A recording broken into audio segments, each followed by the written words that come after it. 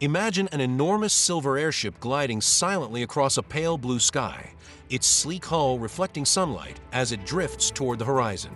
On May 6, 1937, spectators at Lakehurst Naval Air Station watched in awe as the Hindenburg, the world's largest passenger airship, prepared to touch down.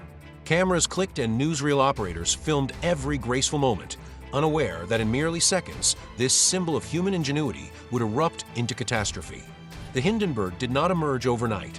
Its design drew on decades of Zeppelin innovation pioneered by Count Ferdinand von Zeppelin in the early 1900s.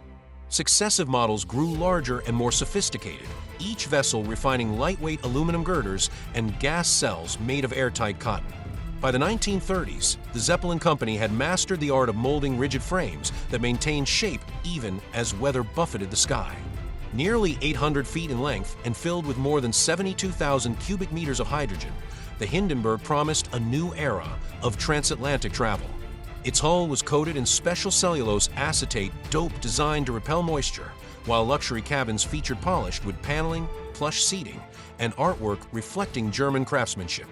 Passengers strolled through dining salons beneath glowing Art Deco lights, sipped champagne on observation decks, and exchanged letters in the onboard writing room, all while cruising at nearly 80 miles per hour above turbulent seas.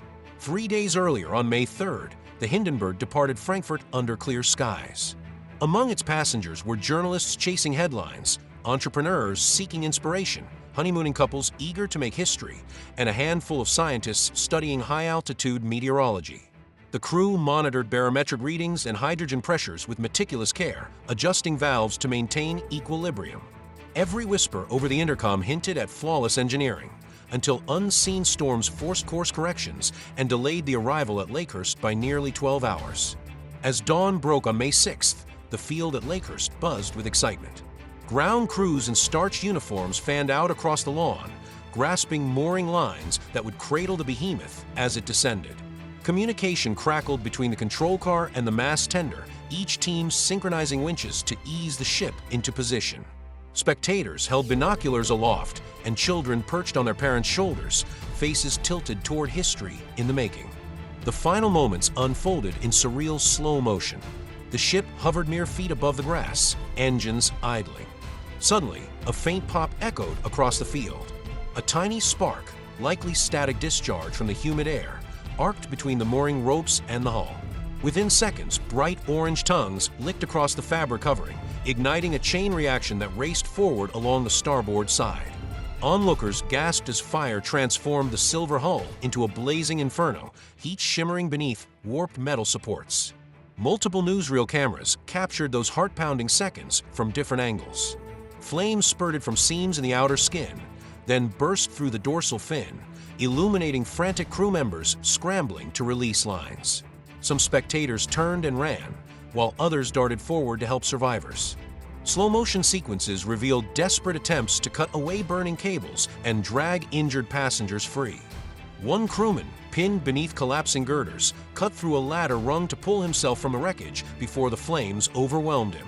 Among the survivors was Werner Franz, a 19-year-old cabin boy who recalled the smell of burning dope and the roar of collapsing beams. He lifted fellow crew members from beneath charred debris, guided by flames reflecting in his goggles. Nearby, American passenger Margaret Delves wrote in her diary of pulling a bleeding steward to safety moments before the tail collapsed. These personal recollections, preserved alongside film, bring human faces into the camera's lens, uniting footage and memory into a vivid testament of courage. In less than 90 seconds, the Hindenburg was consumed. 13 crew members and 22 passengers lost their lives. 36 more survived, forever marked by the horror they witnessed. Emergencies protocols, previously untested at such scale, fell to improvised heroism as doctors and nurses on the ground raced to triage the injured. Fire trucks arrived within minutes, but the conflagration left only smoldering ruins where a marvel once floated. The disaster prompted two major investigations, one by the United States Commerce Department and another by the Zeppelin Company in Germany. Engineers examined charred frames, test-fired dope samples, and interviewed surviving crew. Theories ranged from sabotaged wiring to a design flaw in gas cell arrangement. Most agreed a static spark ignited leaking hydrogen, but debate over a potential coating accelerant persisted for decades. Public reaction was swift and severe. Headlines around the world declared the end of an age. Investors withdrew funding for lighter-than-air travel, and existing Zeppelins were grounded or repurposed.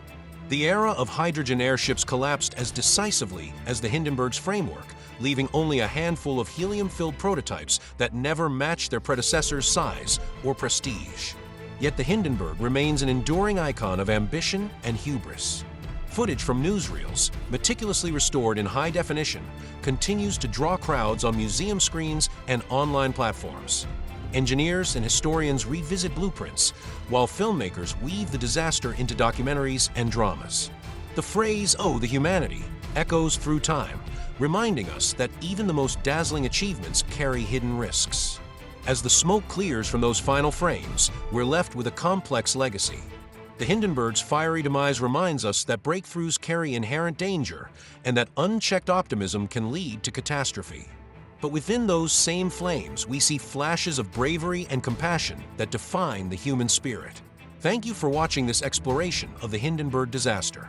If you found this journey through history compelling, please like, subscribe, and share your thoughts on the lessons we can still